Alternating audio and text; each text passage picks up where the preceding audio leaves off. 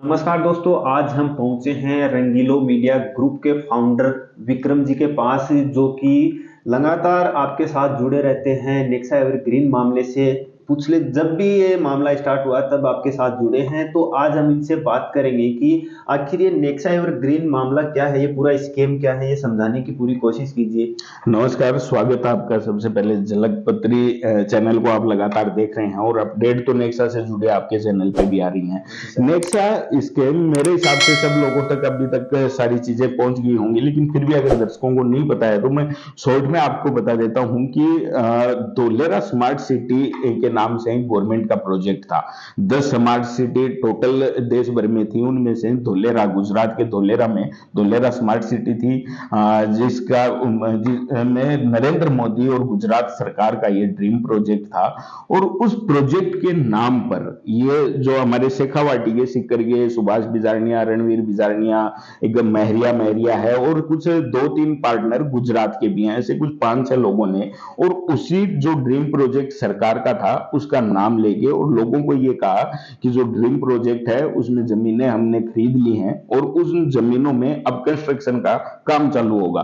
तो जितना पैसा हमारे पास था हमने जमीन खरीद ली, अब जो कंस्ट्रक्शन का काम करवाना है उसके लिए आप लोग इन्वेस्ट कीजिए, उसमें आपको प्रॉफिट के साथ आपको पैसा मिलेगा। इस तरीके से लोगों को, अब जो कि रणवीर बिजारनिया और सुभाष बिजारनिया है फौज से रिटायर्ड है, तो इन्होंने सबसे पहले टारगेट अपने जो फौज के साथी हैं उनको करना चालू किया, फिर उनके रिश्तेदारों को, और इस तरीके से ये जो पूरा स्कीम है ये देश भर के लगभग 1.5 लाख लोगों से ज्यादा तक पहुंच गया। इतने लोग इसमें पीड़ित हो गए और उन लोगों ने पैसा लगा दिया। दूसरा, इसमें कुछ लोग जो आम दर्शक हैं वो ये कह रहे हैं कि डबल के चक्कर में लोगों ने लालच में आके इस पूरे कंपनी में पैसा इन्वेस्ट किया था। तो वो मैं आपको बता दूं कि डबल जैसा इसमें कुछ भी था नहीं। इसमें तो ये था कि आपको प्रॉफिट इसलिए मिल जाएगा कि जिन जमीनों पे कंस्ट्रक्शन का काम होगा तो उस जमीन की वैल्यू बढ़ेगी, और जब जमीन की वैल्यू बढ़ेगी तो पैसा भी ज्यादा आएगा, और ज्यादा पैसा आएगा तो वो मुनाफा आपको भी मिलेगा। ये सीधी सी थ्योरी है। जितने भी कंस्ट्रक्शन होते हो कहीं भी जमीनों में लोग पैसा इन्वेस्ट करते हैं, और इसी तरीके से इन लोगों ने भी किया। दिक्कत कहां हुई कि इन्होंने एकदम शॉर्ट टर्म में प्रॉफिट देना शुरू किया। इन्होंने महीने में 4 दिन, हर मंगलवार को जो पैसा इन्वेस्ट किया जाता था उसका कुछ हिस्सा किस्तों के रूप में हर मंगलवार को आता था। तो लोगों का विश्वास बढ़ता गया। थोड़ा पैसा शुरू में लगाया, फिर जैसे ही प्रॉफिट आना शुरू हुआ ज्यादा पैसा लगाया। इस तरीके से लोगों ने लोन लेके, गहने जेवरात हैं वो गिरवी रख के और काफी पैसा इसमें इन्वेस्ट कर दिया। इस तरीके से ये पूरा नेक्सा के मामले में जाल फैलाया गया था। तो जैसा कि सर आप भी मीडिया ट्रायल पे पिछले 15-20 दिन के साथ आप फील्ड पे काम कर रहे हैं, तो इस मामले में आपने अभी तक क्या निष्कर्ष निकाला है? देखिए, जिस दिन से मैंने खबर दिखाना शुरू किया है उस दिन से लगातार देश भर से मेरे पास जो फोन कॉल्स आए हैं और जो इनपुट मुझे मिला है, कुछ बड़े लीडर्स हैं उनसे भी संपर्क हुआ है, तो पता ये चला है कि लास्ट महीने में जब कंपनी गई है, कंपनी बंद हुई है, उससे लास्ट महीने में एक ही दिन में सिक्कर ऑफिस के कलेक्शन की बात करें तो एक दिन में 50-50, 55-55 करोड़ रुपए का कलेक्शन आ रहा था। ये टोटल जितना मैं अंदाज, मेरा अब तक का जो ट्रायल था और मेरे को जो अपडेट मिले हैं उससे मैं कह सकता हूं कि ये 20,000 करोड़ रुपए से ज्यादा का स्कैम है। इसमें अभी तक होने को ये हुआ है कि देश भर में हजारों एफआईआर दर्ज हो चुकी हैं उन लोगों के खिलाफ जिनके माध्यम से लोगों ने इस कंपनी में निवेश किया था। कंपनी के जो एमडी थे उनके खिलाफ, जिस जगह पे जो ऑफिसें खोली गई थी, जिन लोगों के खातों में पैसा डला था, उनके खिलाफ हजारों एफआईआर दर्ज हो चुकी है। अब बात करें कि इस मामले में कार्रवाई क्या हुई है। कार्रवाई के नाम पर सिर्फ इतना हुआ है कि जो बैंक खाते थे उन्हें सीज कर दिया गया है।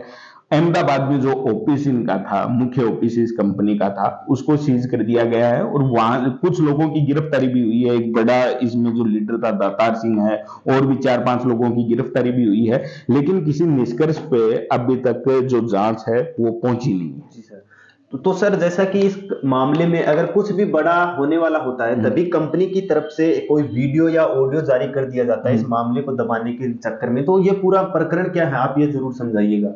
देखिए, ऑडियो और वीडियो को तो ये है कि जब भी चाहे किसी के ऊपर कोई मारपीट का मुकदमा लग जाए, कुछ भी हो, अपने बचाव की वो पूरी कोशिश करता है। ऑडियो और वीडियो आने के पीछे कारण ये है कि जब ये जो नेक्सा पीड़ित हैं, मीडिया में जब चीजें चली लोकल चैनल पे, अमूमन कहूँ तो मेरे चैनल से जब से चलना और लोगों में एकजुटता आने लगी, सब इकट्ठे होने लगे। इससे पहले तक स्थिति क्या थी कि एक गांव में अगर 10 लोगों का पैसा लगा है तो उनको नहीं पता था कि मेरे पड़ोस वाले गांव से भी पैसे लगे हैं इस कंपनी में। सिर्फ जो ग्रुप में लोग थे उनको ही पता था। लोकल हमारे चैनल के माध्यम से जब लोगों को पता चला तो मेरे पास जो फोन आए हैं साउथ से, अपने यहाँ की बात करें, इससे ज्यादा कहीं पैसा साउथ से लगा है। तो जो पैसा लगा और एकजुटता जब आने लगी तो कंपनी के जो लोग थे जो अपना बचाव का प्रयास कर रहे थे, उनको ये लगने लग गया कि अब ये बात देश भर में फैलेगी और जो निवेशक है सारे इकट्ठे होंगे।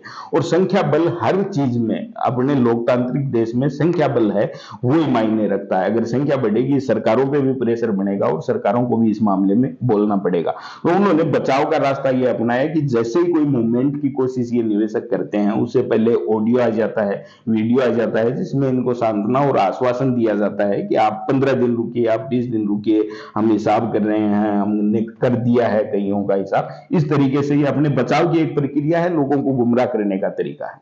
तो जैसे कि सर एक कल भी वीडियो आया है, तो उसके बारे में आप क्या कहना चाहोगे? कल वो वीडियो जो है उसमें धोलेरा में ही, जहां पे इनका जो पूरा प्रोजेक्ट और ये जो कंपनी का स्थायित्व ये बता रहे हैं, वहां से वो वीडियो है। और उसमें जो एमडी रणवीर बिजारिया है वो कह रहे हैं कि आप लोगों का पैसा सबका दे दिया जाएगा, कुछ जो 3-4 बड़े लीडर हैं उनका तो मैं अब भी हिसाब करके आया हूं, और बाकी जो हैं उनको भी पैसा मिल जाएगा। लेकिन एक इशारे में वो ये भी कहते दिख रहे हैं कि जो लोग धरना प्रदर्शन कर रहे हैं, जो एफआईआर जो लोग करवा रहे हैं, वो पैसे को भूल जाएं। इशारा उनका इसी तरफ है। तो मेरे कुछ 3-4 सवाल मेरे दिमाग में हैं कि उनका जो इंटरव्यू मैंने देखा उसमें वो 3-4-5-6 जिन लीडर्स की बात कर रहे हैं, कह रहे हैं कि हमने उनको पैसा दिया है, तो आपने उनका नाम क्यों नहीं बताया? आपके नाम बताने में कहां तकलीफ है? अगर आप उन लीडर्स का आप नाम बता दोगे तो उनके नीचे जिन लोगों ने इन्वेस्ट किया है वो आपका पीछा छोड़ के उन लीडर्स से पैसा मांगेंगे। आपसे पैसा मांगने की उनको जरूरत ही नहीं है अगर आपने हिसाब कर दिया।